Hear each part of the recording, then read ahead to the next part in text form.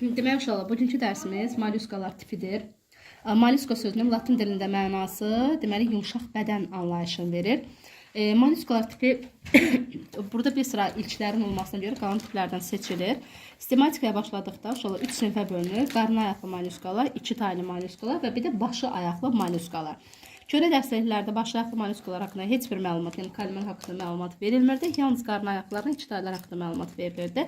Lakin son zamanlarda başı ayaqlı mollyuskalar haqqında məlumatlar və testlərə daha çox suallar əksərən onlardan düşür.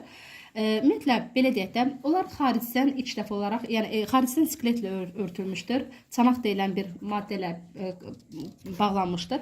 İndi sual versiniz ki, müəllim, ilk dəfə çanaq bunlarda yaranmışdır. Xeyr, ilk dəfə çanaq bir hüceyrə, sarkomastik aforlarda, foraminferlərdə yaranmışdır. Amma çox hüceyrələrin içərisində ilk dəfə olaraq çanaq, bəli, bunlarda yaranmışdır.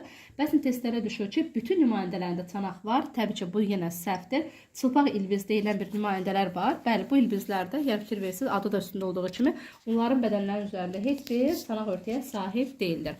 Əksər nümayəndələr isə çanağa sahibdirlər. Sonra, bunlarda ilk yaranan xüsusiyyətlərə əvvəlcə nəzərinizə çatdıran. İlk yaranan xüsusiyyətlər bunlardan mantia deyilən boşluq idi.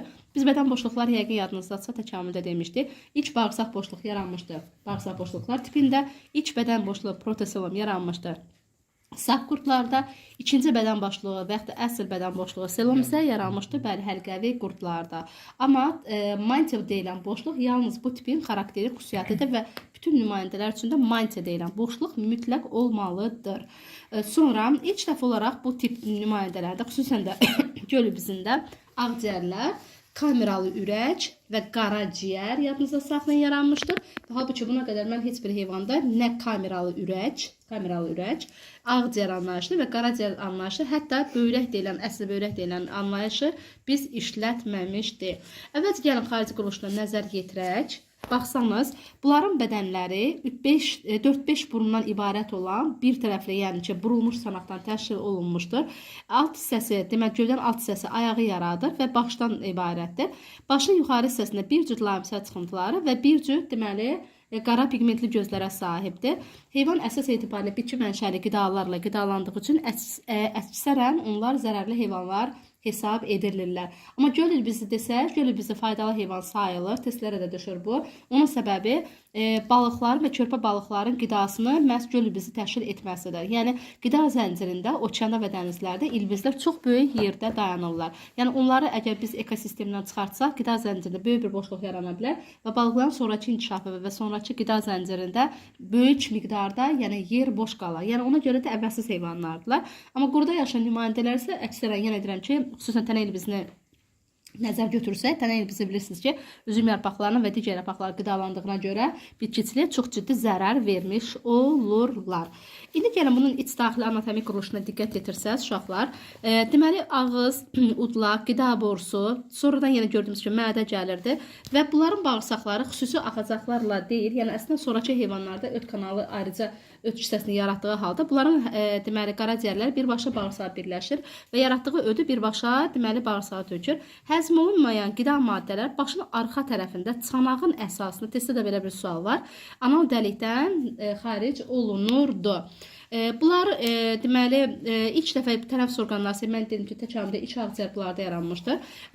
Yadınıza saxlayın, ağciyər mantiyanın dib şəkli damar sıxılaşmasından yaranmışdır və ilk orqan olaraq atmosfer oksigenini qana verə bilən ilk orqan hesab edilir. Və sual verəcəksiniz ki, müəllimə, bəs göl ilbizi adı üstündə göldə yaşamasına baxmayaraq ilbiz zəif hərəkət edir, amma ona rağmen saatda 7-9 dəfə suyun üzərinə qalxır və tənəffüs dəliyi açıldıqdan sonra ora oksigen daxil olur və hər tənəffüs hərəkətində 1 milli hava olmaq şərti ilə, yəni saatda 7-9 milli də hava udur və suyun alt qatlarına doğru gedərək heyvan sonraki yaşamını davam elətdirir. Saatda 7-9 dəfə tənəffüs hərəkəti çox az sayda tənəffüs hərəkəti deməkdir. Bu isə heyvanın maddələr mübadiləsinin zəif olması ilə izah olunur. Qan damar sisteminə diqqət yetirək uşaqlar. Qan damar sistemi başqa heyvanlardan fərqi çoxdur. Mən bayaqlar dedim ki, ilk dəfə olaraq kameralı ürək, bir qulaqçıq, bir mədəci deyilən bir struktura yaranmışdır. Əvvəlcə belə deyəm. Düzdür, qan damar sistemi açıqdır və açıq qan damar sistemi nə edir? Toxuma mayəsi ilə əgər qan qarışırsa, qan xüsusi damarlarda hərəkət etmirsə, toxuma mayəsi ilə qarışırsa, yaranırsa biz buna nə deyirik? Açıq qan damar sistemi. Yox, qanın toxuma maye ilə qarışmaması və yalnız borularda, damarlarda hərəkəti baş verirsə, biz buna nə deyirik? Qapalı qan damar sistemi və qapalı qan damar sistemi yadınızda hər qəlb qurtları ilk dəfə olaraq yaranmışdır və o ailəli xüsusiyyəti hesab edilir. Deməli, bədəndən çirklənmiş, yəni mübadilənin son məhsullarına zənginləşmiş venoz qan gəlirdi ağciyərlərə, gətirici damarlara. Əgər anadondadsa da, anadonda bilirsiniz, su həyat tərzi sürdüyünə görə qəlsəmə gətirici damarlara, yəni tənəffüs orqanı gətirici damarlara, tənəffüs orqanına təmizləndikdən sonra ağciyərdən çıxan damarlara, oksigenlə zənginləşmiş qan qulaqcıqlara, qulaqcıqlardan mədəciklərə, mədəciklərdən arteriyalar vasitəsilə bədən boşluğuna tökülürdü. Amma arteriyaların ucları açıq olduğundan qulaqcıq tərəfindən mədəciyə pompalanmış qan, mədəcik tərəfindən də pompalanmış qan, deməli, ucu açıq arteriyalar vasitəsilə bütün bədən boşluğuna yayılır və yenə deyirəm ki, venozlaşandan sonra qan yenidən tənəffüs orqanına qaytarılırdı. Əslində, buğumayaqlılarla bunların müəyyən bir ortaq xüsusiyyətləri var. Buğumayaqlılar və bunlarda, yəni mollyuskalarda yadınıza saxlayın, qan damar sistemi açıqdır. İki tipdə yalnız açıq var. Amma buğumayaqlılarla bunlarda bir tək fərq var. Buğumayaqlıların ürəklərinə gələn damar yox idi, yəni vena damarı yox idi, arteriya damarı var. Amma bunların ürəklərinə gələn damar venada var, ürəklərindən çıxan damar arteriyada vardır. Bax, ən böyük fərqi məhz bunlardan ibarətdir. Yəni, testdə birər-birər düşür bu suallar. Amma yenə deyirəm, ortaq xüsusiyyətlər hər ikisinin yenə dediyim kimi qan dövranının açıq olmasıdır. Qan dövranının açıq olması orqanizmin hələ də tam ali olmamasının isbatıdır. Sonra anadontadan fərqli olaraq bunlarda bir ədəddə böyrək yerləşmişdir. Hermafroditdir bunlar. Yenə də hermafrodit olmasına baxmayaraq mayalama çarpaz gedir. Yadınıza saxlayın. Orqanizm o zaman hermafrodit olub və yalnız öz-özünü o halda mayalandırar ki, o endoparazit olsun. Əgər orqanizm sərbəst yaşayırsa, hermafrodit olmasına baxmayaraq mayalama mütləq şəkildə çarpaz getməlidir. Çünki çarpaz mayalanma genetik müxtəlifliyə gətirir çıxardır və bu da sonraki nəslin daha davamlı, daha rezistent olmasını təmin edirdi. İndi isə uşaqlar, sinir düyünlərinə qaldıqda isə bunların başları, lamsə çıxıntıları olduğuna görə, gözləri olduğuna görə bir cüz sinir düyünü və ondan deməli başlanğıc götürən sinir belə deyək də liflərindən ibarət idi. Yəni lamsə çıxıntıları gözləri yaxşı inkişaf etdiklərinə görə sinir düyünlərinin sayının az olması belə deyək də bir-birini bağlayır. Lakin anadontada isə İçidaylılara aid olan nümayəndələr biz anadontanın üzərində öyrənirik. Əslində bunlara medialar, stridiyalar, soram adı nədir? Medialar, stridiyalar, soram adını bizim bildiyimiz deməli ən çox belə deyək də mirvari ilbizləri məhz bunlara aid idi. Uşaqları ən çox maraqlandıran sual müəlliməm, bəs mirvari nədən yaranır? Uşaqlar, onların girif sifonlarına girmiş su kütləsinin tərkibində təsadüfən qum dənəciyi daxil olur. O mantia boşluğuna gəldikdən sonra mantia tərəfindən xüsusi maddə, yəni sədəf deyilən maddə ifraz olunur. Həmin təsadüfən düşmüş qum dənəciyini izolyasiya etmək məqsədi ilə, bədəni neytrallaşdırmaq məqsədi ilə həmin sədəf maddə qum dənəciyini hər tərəfdən nə edir? Bürüyür və bizim bildiyimiz sonda nə yaranır? Mirvari yaranır. Yəni mirvarinin əsas tərkibi sədəfdən ibarətdir. Quruluşu belə maraqlıdır. Yalnız 2 dənə çanaqdan ibarət idi. Halbuki gölübüzündə biz demişdik ki, burulmuş 4-5 burulmuş tək çanaqdan ibarət idi. Bunların başları yoxdur. Başları olmadığına görə də lamsə çıxıntısı da olmayacaq və düzdürmü? Həm də gözləri olmayacaqdır. Ona görə də sinir sistemi deməli gölübüzünə fərqli olur. Burada 3 cüt sinir düyünü var. Yəni kimdə baş varsa, lamsə çıxıntısı varsa, gözlər də olduğuna görə onlarda sinir düyünü bir cütdür. Yəni gölübüzünə gedir söhbət. Amma anadontada başı olmadığına görə sinir sütun düyünlərinin sayı 3 dəfə artırılmışdır. Çünki həm başı yoxdur, həm lamsə çıxıntısı, həm gözləri yoxdur. Sinir düyünləri az olsa, o da heyvan nə edə bilərdi? Tələf olardı. Yəni mütləq kompensator sistemi olmalıdır. Sonra ikinci bir xüsusiyyət, bunlarda bədən quruluşlarını, yəni iki tərəfli çanaqdan ibarət edir. Bədənlərinə 2 ədəd sifon girir. Giriş sifonu və çıxış sifonu. Giriş sifonunun dip hissəsində, yəni su ilə bir yerdə daxil olmuş su kütləsinin içərisində qida maddələri həzm traktına, oksigen qəlsəmələr tərəfindən mənimsənilir. Əgər dişi fərdsə də giriş sifonuna spermatozoid daxil ola bilər. Yox, dişi fərdsə də onun çıxış sifonuna nə çıxacaqdır? Deməli, cinsiyət məhsulları çıxacaqdır. Sonra Sonra adı nədir? Karbon qazı çıxa bilər, ifrazat məhsulları çıxa bilər, bir də həzm məhsulları çıxa bilər. Biraz bu şeyə diqqətli olun. Dişidirsə də girəcəyinə, girir sifona spermatozoidlər, qida maddələri, oksigen, paralel həm də su daxil olacaqdır. Çıxacaq məhsullar da bayaqları dedim.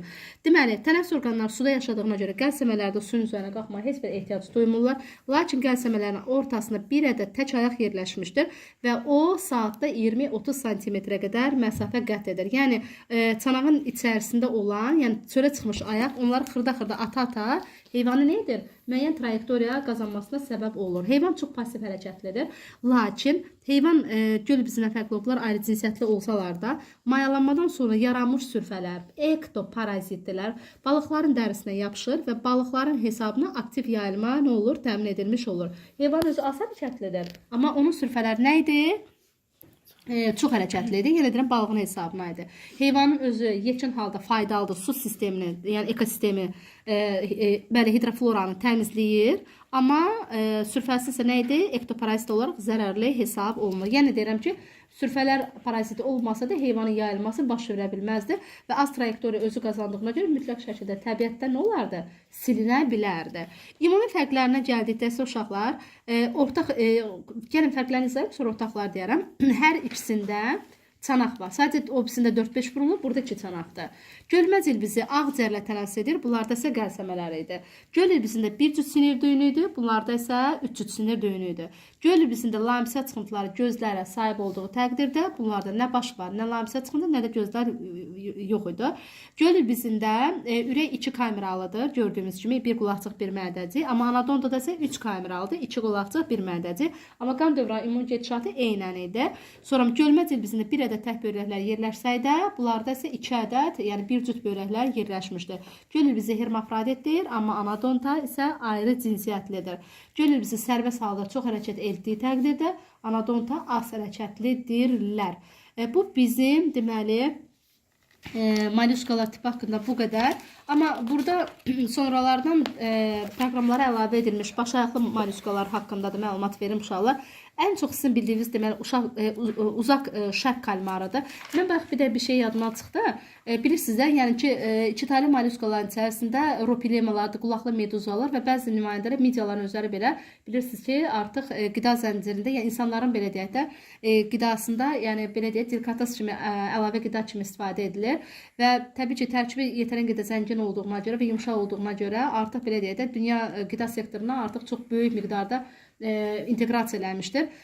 Təbii ki, dənizdən toplanan heyvanlardır. Bunlar süni sürətdə almaq mümkün deyil. Amma indi hal-hazırda edirlər, ya xüsusi süni akvatoriyalar yetişdirirlər, yaradırlar və orada süni formada deməli bunları yetişdirə bilirlər. Amma baş ayaqlı mollyuskalar, bizim bildiyimiz kalmarlar, bunlar obsi mollyuskalardan fərqli olaraq bunlarda çanaq yoxdur. Amma ekta çanaq yoxdur. Bunlarda isə deməli mən burada bax qeyd eləmişəm, çanağı çox kiçik və dəri altında çox belə deyək də, yəni ki, dəri altında yerləşmiş xırda lövhəcik şəkli, yəni xaricində çanaq olmasa dərinin altında balaca bir lövhə formasından qalmışdı. Yəni bu o deməkdir ki, buna qədərki olan halları, yəni olduğu fərqlərdə əvvəl çanaq olubdu. Sonradan artıq ehtiyac duymadığı təqdirdə bunların çanağa ehtiyacları olmayıbdı. Ona görə də itiriblər. Çünki siz bayaqçı göl ilbizi ilə anadonta müqayisə edəndə onlar az hərəkətli heyvanlar idi. Onlar mütləq şəkildə çanağa sığınıb sağ qala bilərdi. Amma nəzərə alsaq ki, bunların özləri yetərin qədər sürətli heyvanlardılar. Bunların belə bir qoruyucu mexanizmasına elə güclü də nədir? Ehtiyacı yox idi. Sonra bunların kalmarda 10 dənə ayağı var. 10 ayaqlarına 2 ayağı uzundur. 8 ayaqsa qısadır. Uzun ayaqları əsasən qidanın tutulmasında, xırda ayaqlar isə qidanın ağza doğru ötürülməsini təmin etmiş olur. Ümumiyyətlə, bunlarda bir cüt əməlli başlı bizim bildiyimiz göz biluru yerləşir və gözlər yetərin qədər çox yaxşı inkişaf etmişdir. Obsilərdən fərqli olaraq bunları da artıq qanama sistemi qapalıdır. Yəni bu elə özəl fərqlərindən də biridir. Yəni yenə də ürək 2 kameralı bir qulaqcıqdan ibarətdir. 2 daha çox qulaqcıq bir mədəcikdən ibarətdir. Amma yenə deyirəm ki, qandamar sistemi yenə deyirəm qapalıdır və qandamar sisteminə əlavə həm də qanı qəlsəməyə vuran qəlsəmə ürəyi deyilən xüsusi damarların genişlənməsi də mövcuddur. Sonra bəzi nümayəndələr var, sepya deyilən nümayəndələri var. Onlar özlərindən mürəkkəbə oxşar bir maddə xaric edir və bu zaman əgər təhlükə hiss eləyərsə sepyanı buraxır, yəni həmin o mürəkkəbi buraxır və həmin çirklənmiş su hövzəsindən özü artıq nə edə bilər? Qaçıb kamuflyaj oluna bilirlər. Amma yetərin qədər sinir sistemləri çox yaxşı inkişaf etmişdir. Sinir sisteminin yaxşı inkişaf eləməsi, belə deyək də, hətta kitabda da verilib ki, udların üst tərəfində xüsusi pərdə içərisində sinir dünləri böyük bir yığını beyin vardır. Gangliya da deyirlər əslində qalsa. Və bu mantia, qıf və qolcuqların əsasında da sinir dünləri yerləşir və bunlar yetərin qədər yaxşı inkişaf etdiyi üçün digər mollyuskalardan əsaslı surətdə fərqlənmişdir. Yəni heyvan çox reaktiv hərəkət edə bilir, sürətli hərəkət edə bilir. Bilirsiniz ki, mantia boşluğuna su daxil olandan sonra o dolmuş su kütləsini təzyiqlə vurur və heyvan yetərin qədər sürətli olaraq hərəkətini dəyişə bilir. Bu da belə. Yəni bunlar haqqında, amma yəni belə deyək də, yenə də qida sektorunda bunlar da əhəmiyyətli yer daşıyır. Balıqların qidasıdır. Amma özləri bilirsiniz ki, yırtıcı heyvanlardırlar.